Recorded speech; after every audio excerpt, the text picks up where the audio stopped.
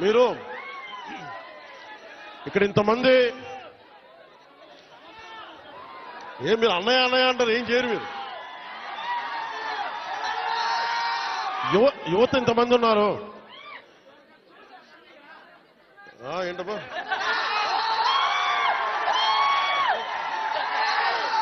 యువత ఇంతమంది ఉన్నారు. నేను కోరుకునేదల్లా మీకోసం పనిచేసేవాడు ఒకడు కావాలి. కూటమి ప్రభుత్వం మీకోసం పనిచేస్తుంది. చంద్రబాబు నాయుడు గారికి ఒకటే చెప్పాను, సార్ మనం నిలబడాలి అంటే నేను ఒకటే చెప్పాను. ఇంటెలిజెన్స్ కానీ పోలీస్ శాఖ కూడా చెప్పారు, ఈ వర్షంలో ఎందుకు సార్ మీరు ఎందుకు ఆగిపోండి అంటే నేను ఒకటే చెప్పాను. మా వాళ్ళు వర్షంలో తడుస్తున్నారు, మా వాళ్ళకి రోడ్డు లేక బాధపడతా ఉన్నారు. నేను తడుస్తా, జ్వరం వచ్చినా ఎలాంటి అవాంతరాలు వచ్చినా మా వాళ్ళ పడ్డ కష్టం కంటే కూడా నేను పడే కష్టం పెద్దది కాదు. అందుకని నేను ఎందుకు ఈ మాట చెప్తున్నానంటే మీకోసం పనిచేసే వ్యక్తుల సమూహాన్ని మీరు ఎన్నుకున్నారు. మీకోసం పనిచేసే వ్యక్తుల సమూహాన్ని మీరు ఎన్నుకున్నారు. మేమందరం ఇక్కడ ఉన్నాం. మంత్రి గారిని చూస్తా ఉన్నారు, ఎమ్మెల్యే గారిని చూస్తా ఉన్నారు, ఇక్కడున్న నాయకులందరినీ చూస్తా ఉన్నారు. మేమందరం కూడా ఎందుకున్నాం ఇక్కడ అంటే మీకు 5 సంవత్సరాల కాలంలో ఏదో మాట చెప్పి వచ్చి వెళ్ళిపోవడానికి మేము లేవు. ఇక్కడ అధికారం లేనప్పుడు రోడ్ల మీద తిరిగాం, అధికారం లేనప్పుడు మన్యం ప్రాంతాల్లో తిరిగాం. నాకు బుగ్గలు నిమరటం తెలియదు, నాకు తల నిమరటం తెలియదు. నాకు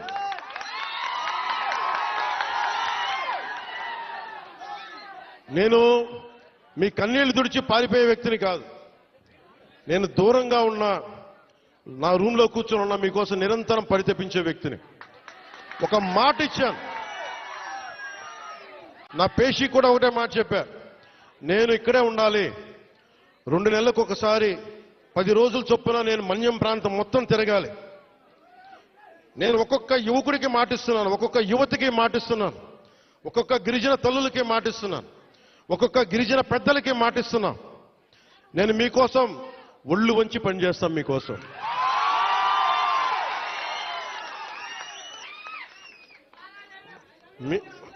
ఐ లవ్ యూ టూ.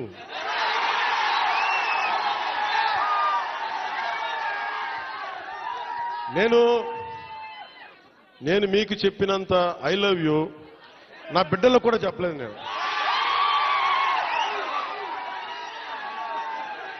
మీరు చూపించే ప్రేమ పవన్ కళ్యాణ్కి అధికారం ఉన్నా లేకపోయినా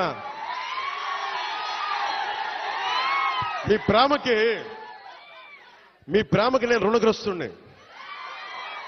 ఏం చేస్తే రుణం తీర్చుకుంటాం. అందుకనే నేను భగవంతుని ఒకటే అడిగా,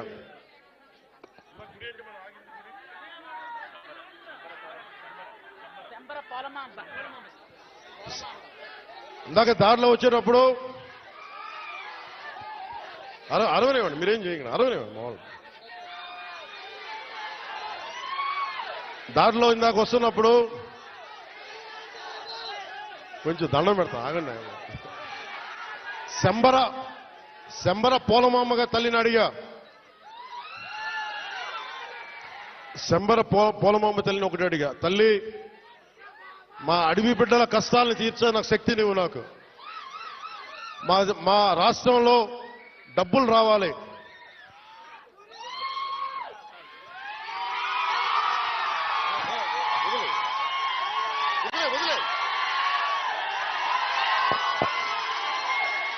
మా సవర సోదరుల ఇది వాళ్ళ పెయింటింగ్స్ ని కానీ వాళ్ళ చిత్రాలని కానీ నేను అమిత్ షా గారికి ఇచ్చాను. హోంశాఖ మనకి అమిత్ షా గారికి ఒకటే చెప్పాను, చాలా గర్వంగా చెప్పా, ఇది సార్ మా సవరల ఆర్ట్, ఇది మా సవర సోదరుల ఆర్ట్, ఇది మా గిరిజన బిడ్డల ఆర్ట్, ఇది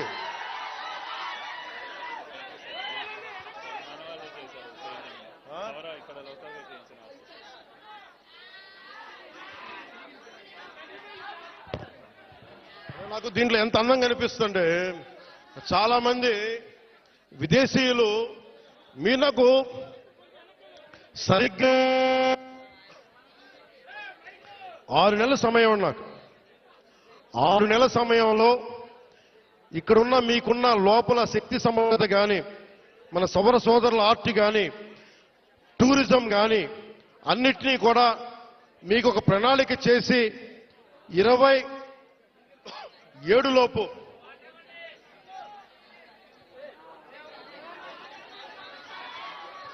రెండున్నర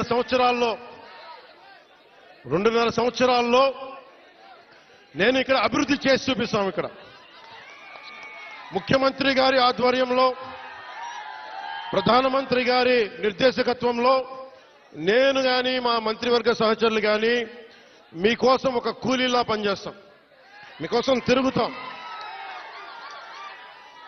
చాలా మంది చేయడానికి సంసిద్ధంగా ఉన్నారు, మీకోసం పనిచేస్తాం. ఇంకొకసారి మాటిస్తూ మీకు 2 నెలలకు ఒకసారి 3 రోజులు మన ప్రాంతాల్లో నేను తిరుగుతా. అన్ని మన్యం ప్రాంతాల్లో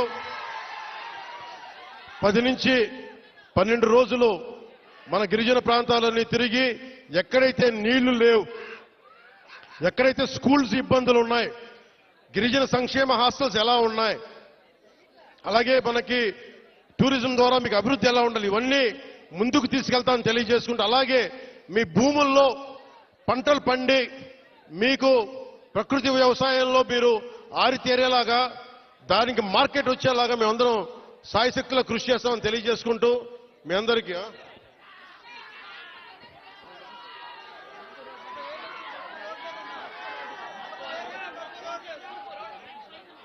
ఇవన్నీ మీరు దారి పొడవుతో నాకు మీరు అందరూ రకరకాల వినతులు ఇచ్చారు, వినతి పత్రాలు ఇచ్చారు. రోడ్లు ఉన్నాయి, అలాగే అక్కడ క్వారీ కూడా తవ్వుతున్నాం, క్వారీ కూడా తవ్వుతున్నారు, క్వారీలు కూడా అడ్డగోలుగా ఉన్నాయంటే అవి కూడా చేద్దాం. నాకు కావాల్సిందల్లా ఇక్కడున్న యువతలో మీరందరూ కూడా, మీరు ఏ జాతికి చెందిన వాళ్ళైనా నాకు అనవసరం, కొత్త నాయకత్వం మీ నుంచి పుట్టాలి. నేను కులం కానీ, మతం కానీ, ప్రాంతం కానీ చూడాల, మానవత్వాన్ని చూస్తాం. అంటే డోలీల్లో గర్భస్రావం అయి బిడ్డను కోల్పోయిన తల్లి నా అక్క, నా చెల్లిని చూడలా, నాతో నా రక్తం పంచుకు పుట్టకపోవచ్చు, కానీ చనిపోతే నా ఇంట్లో నా అక్కో నా బిడ్డ చనిపోతే ఎంత బాధపడ్డానో అంత బాధపడ్డాను. అందుకొచ్చాను ఈ రోజు ఇక్కడికి. నేను కోరుకుంటున్నది ఒకటే, నేను ఒక నిమిషం ముఖ్యంగా ఇక్కడున్న యువతకి ఈ రోజున మన కూటమి ప్రభుత్వానికి మీరు 164 సీట్లు ఇచ్చి, అలాగే ఎంత 164 కదా 11 అంటే వాళ్ళ 11 మన 164 175 ఓకే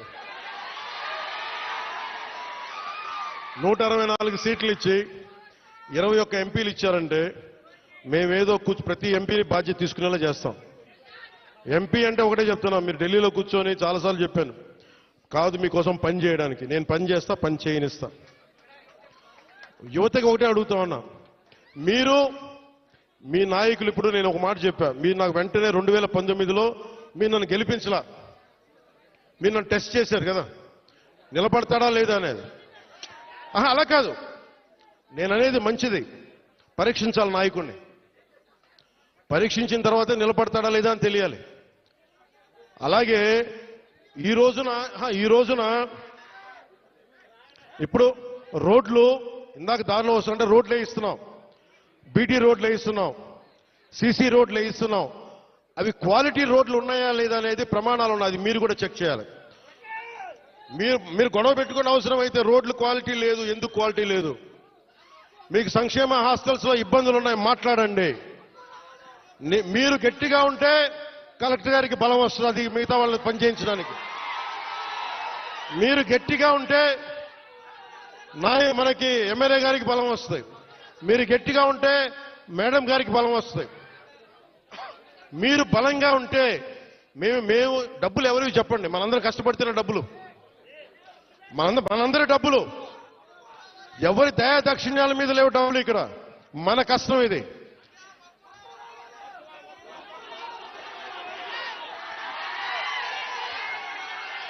అందుకని